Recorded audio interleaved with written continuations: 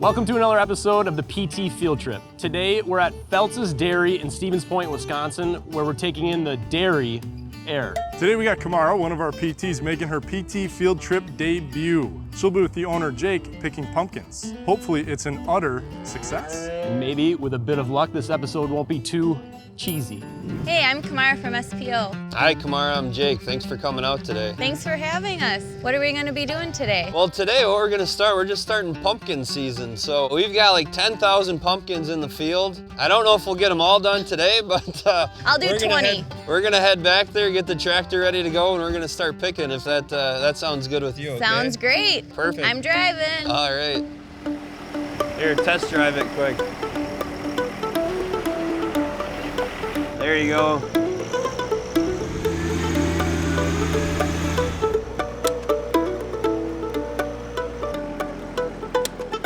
Just for the sake of today, we're using the extra safe ones. Usually we've got machetes and stuff we'll walk through and we just cut them off the vine. So you didn't trust me. But today we're gonna play it safe. The first step kind of to identify when they're ready are the leaves here. So you can tell they're kind of starting to die, which makes it easier to get them off the stems. You can tell we usually kind of roll them over, check the other side, make sure the color is pretty consistent, and we aim as close to that stem as we can.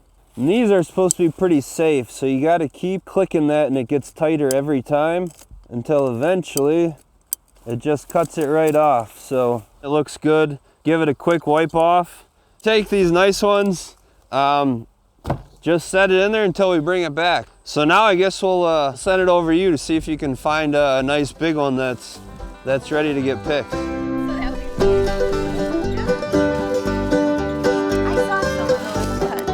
Only 1,000 more to go. Yeah, 2 down and probably closer to 10,000 more to go. So Okay, we'll keep chipping away. Okay, when we're lifting these aren't light. So how does your body feel after a day of pumpkin picking? It's really not too bad. I'd say the biggest things are like your neck and your back.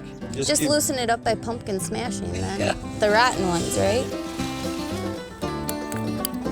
All right, I think this will be the last one for today. We put a pretty good dent in the field out here. If you want, we'll get this one in the trailer and we'll head back and we'll start unloading them. And I'm picking the back seat because I'm not backing the trailer up. So all right, it's your turn to drive. I guess I drew the short straw and I'll go back it out of here, okay? Yep, I'm ready.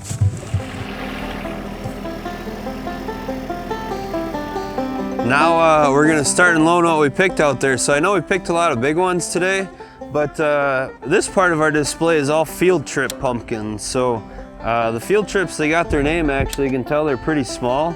This is what we use when schools come out for field trip. Kind of a nice 3 to 5 pound little pumpkin. And what we do, so they got a little sand on them from the field still. Take that nice beautiful rag you have right there, wipe off any sand, any little mud left from the field, stack them out here. Sort them by size. So how did Buttercup get her name?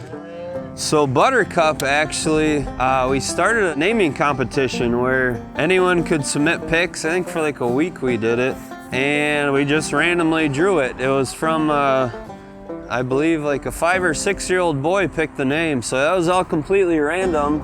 Well, I think these last 2 should complete our pumpkin display. I know you kind of came here for the animals anyway, so since we put you to work for an hour or so, now we'll reward you. We'll head over to the petting zoo. How does that sound? Yeah, all right. Do it. You're friendly. Unfortunately, we didn't have any extra pumpkins to share with them. They do like eating pumpkins, but we got some animal feed. So what's the donkey's name?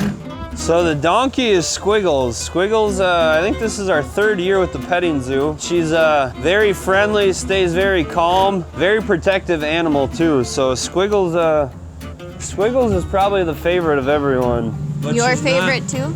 Probably my favorite too. The goat's not as friendly. Mr. Pig here gets a little too excited sometimes and will bite my hand if I'm feeding him. Well, thanks for stopping out today. Thanks for having us. We got a lot done, a lot of pumpkins picked. We'll keep a deal. Every 100 pumpkins you pick, you get to spend like 5 minutes with the animals. How about? I'll do that. Perfect. Hello, I'm Sarah Crow, and if you're anything like Jake and you're lifting heavy things such as pumpkins, kids, pets, or groceries, I got a few tips to help you recover. For your first stretch, this is for your neck. So you take your hand, Put it on your head, tilt your head to the side, get a gentle stretch. Hold for about 20 seconds. You can also rotate your head like that, and then do the other side. Twist your head.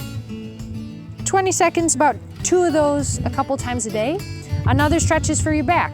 Take your hands, you're rotating to the left here, get a good stretch in your upper and lower back, and then you're doing the same thing to the other side. Hold for a couple seconds, rotating, doing about 10 each side. The other thing is it's very important to stay hydrated.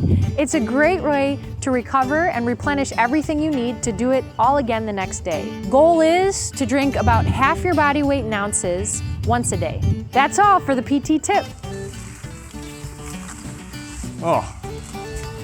Well, I think we've milked this episode for all it's worth. We'd like to thank everybody at Feltz's Dairy Store and Jake for their hospitality today. They were legend dairy hosts. Join us next time for another amusing episode.